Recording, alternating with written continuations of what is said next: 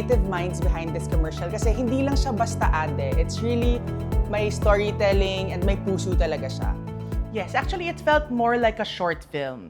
And we are so excited to hear the story, how this was brought to life. With us are the directors from Pizza Box, Direct Daniel and Direct Mark. Hi! Hello. Welcome. Thanks Welcome, for joining welcome, us. welcome. Thank you. Okay, let's get straight into it. Maybe Direct Daniel can answer first. What was the creative vision behind telling the story of Connie and Verhel? Actually, this started as a different story. Kasi we were thinking about the idea na paano ba tayo magsasabi ng story about connection, di ba? There needs to be a point A and point B. So we were thinking of having two businesses talaga to connect with one another. Actually, one thing to add dun kay Direct Daniel. So, to begin with, when we are brainstorming this concept, we really wanted to put in yung ano bang benefit talaga ng connection. No? So, one thing to that is because of we wanted to connect talaga people. No? So, yun din yung parang inisip namin when we are doing the brainstorming in terms of doing the creatives. No? So, we wanted to have this kind of parang emotions as well. Yeah. No? So, we want to bring to this story. No? So, we wanted to put in yung relationship talaga to really connect. Not just the technicalities of internet. No? So, yun yung parang inisip namin, paano nga ba natin ito mako-connect into something na So, hindi siya nag-start with relatable? siblings na... No, it's more not specific with siblings. okay. Yeah. Actually nga, wala silang relationship nung una di ba? Well, actually, we wanted to spark a curiosity. Curiosity, So, inisip namin, Achieve naman yun ang song. Yes. yun yung Yeah. una talaga. We Yeah. wanted to have parang to make the people curious. Ano ba sila? Mag-jowa ba sila? Magkapatid ba sila? Yeah. So, just yung during the brainstorming namin nila with Direct Daniel and the whole team, no? So, we come up with, what if bigla na natin siya i-shift into pag-siblings pala sila? Yeah. Diba? Nice. So, last minute lang yun. Yung Hindi naman last minute, more of it's Parang part siyang of plot the twist. binibuild up Yeah. namin siya as we go along, as a part of the conversation. Sabi namin, oh, sige, okay to. Ganyan. Ang ganda nga, and what I really liked about it, how it's made, is hindi siya hard sell. Yung very subtle din yung pagpasok ni Converge SME sa story eh. And I think that balance is much harder than most people would think. So itong commercial na to, it's very human and emotional, di ba?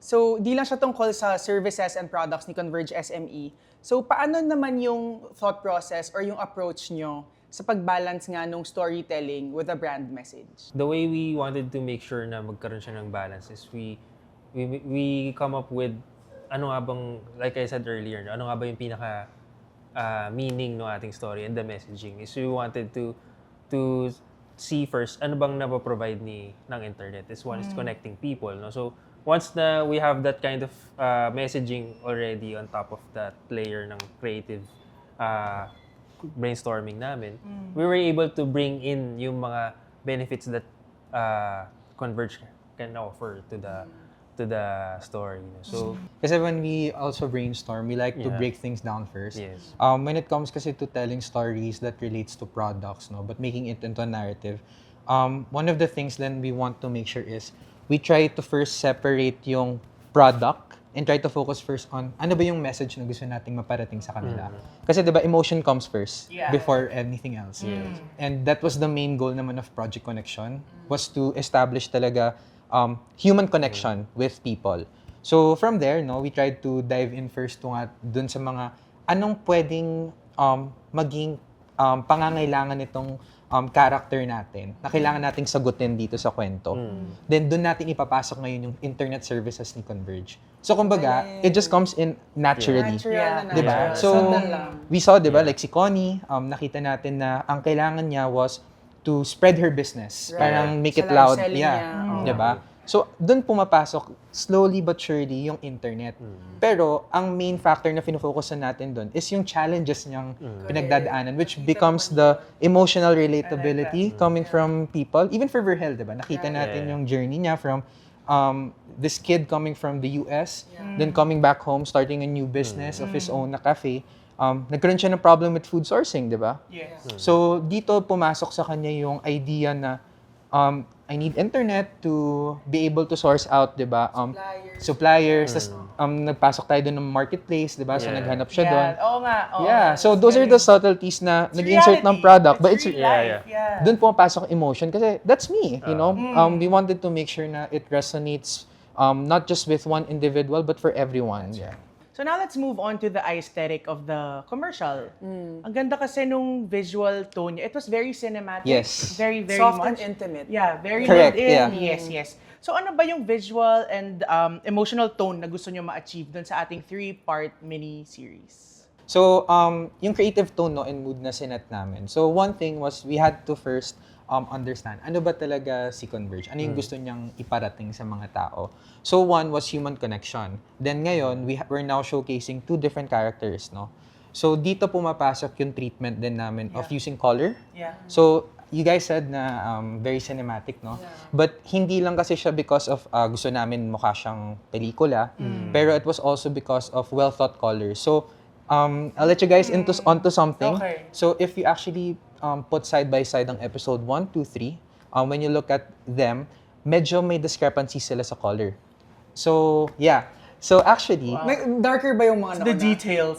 actually, si episode 2, yung mga bata sila. So, Yun, Yes. very dark. Very, You yung may see- storm. Prequel. Yeah. You'll notice there's a lot of contrast. Kasi contrast creates color. Contrast doesn't mean that it's dark and sad.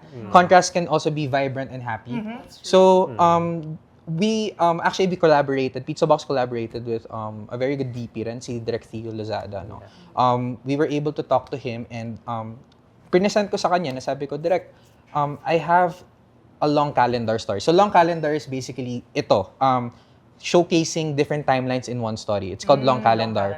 So, he asked me, Direk, how do you want to showcase the differences of these timelines? Kasi, di ba, we focus on young Verhel, middle age, di ba? So, ang sinabi ko sa kanya is, I want to create one is separation of color. Gusto ko na pag si Connie ang nakikita natin, it's warm because it's home. That's where everything started, di ba? Then we have naman si Verhel, no, na very serious. He's the kuya, no? His world is serious. So nandun siya sa cool, sa whites. It's very corporate. Because when you see corporate, di ba? Yeah, there's really storytelling to technicalities. It's not all about just kasi ito maganda to. No? Kailangan itahi mo pa rin siya doon Correct. sa nangyayari. Correct. Yeah. And dito rin papasok ngayon yung getting to know Converge because ano bang color ng Converge Microbiz Max? Teal and orange. So, right? So, this is where colors... Connected lahat, di ba? Yeah. Actually, it was a perfect opportunity for us to use teal and orange kasi it helps build the emotions nga. And at the same time, no, when you... So, diba sanabi ko, you can compare episode 1, 2, 3 side by side. Kasi, hindi lang siya dahil warm and cool. So, during the childhood days ni Connie and Verhel, we wanted it to be vibrant. Kasi nga, full of colors sila, full of life. Tinuturuan sila magluto. Yes, di ba? Very family happy. time. Yeah, So, yeah, kahit yeah. nakita mo nung malungkot, nag-aaway yung parents, di nagkakasundo, nakita mo na may hint of color pa rin. Meron pa rin. But when you look at them now, sa episode 1, kasi yun yung main video, yun yung kaligitnaan ng buhay nila, you'll notice na hindi siya as vibrant. It's a little bit autumn, like not orange, but autumn. So, mas pastel, mas lighter yung colors. Kasi nga, may dullness. But when you watch episode 3, nung magkasama sila, compare nyo, it's very bright. And not just that. I'm gonna be like stitching Parang windows Yeah. later. Isip ko ba kung meron dito eh. Yeah, this one. actually this one. Then dito pumapasok yung color science nga where it's no longer just orange, it's no longer just blue in a frame. It's now teal and orange. We now put both colors together in the world. So doon natin nakikita actually there. Yeah. Galing. Yeah. It's mind-blowing. Yeah. So there's really a lot of thought Yeah. process into Yeah. it, no? Wow. Now, let's Creatives go talaga. naman to the challenges of creating this commercial, no? So, with everything you're pursuing na meaningful, meron pa rin talaga yung challenges. So, for you both, ano yung mga big challenges na kinailangan yung tahakin shooting this? Well, one, to be honest, this is one, I want to highlight that this is a 3-part series. No? Correct. So, knowing na 3-part series siya, meaning like 3 videos, no, ang kailangan nating i-produce and execute. So, with that, it took us like parang I think 10 days to build this. Actually, more pa. More than like what I'm saying is like the actual shooting this yung shooting time natin, I Yeah. think parang around 10 days ata. Wow. 6 to 7 days in terms Yeah. of preparation, building Yeah. the set and everything. Oo nga. I think that's the biggest challenge, no? And then at the same time, making sure na yung continuity of this Yeah. Yes. It's a Of the 3-part story. episode. Important. Kasi Oo. I want to highlight na yung thing na we wanted talaga kasi we wanted to introduce something new for the brand, no? Yeah. Which is like the 3-part series na we wanted to make it more of to start it with the actual story that's may Yeah. prequel to sequel, no? So something that we wanted to have a series of continuation of stories niya. So I think that's something na we wanted to make sure na yung continuity is there. So yun Yeah. yung I think doon Yeah. talaga kami nag-uubos ng oras na It's one of the things. tama ba yeah. to, ganyan and all. As in, So, yeah. dito pumapasok talaga having the right people rin to work along with. Yeah. Kasi it's a narrative. I think one of the things na naging challenge for narrative films or brand stories like these is, yun nga, one continuity. Kasi Yeah. we don't shoot parang each episode, like kunya episode 1, you shoot it all in one day. Yeah. So yun, kaya mong gawin chronological. Pero it's not.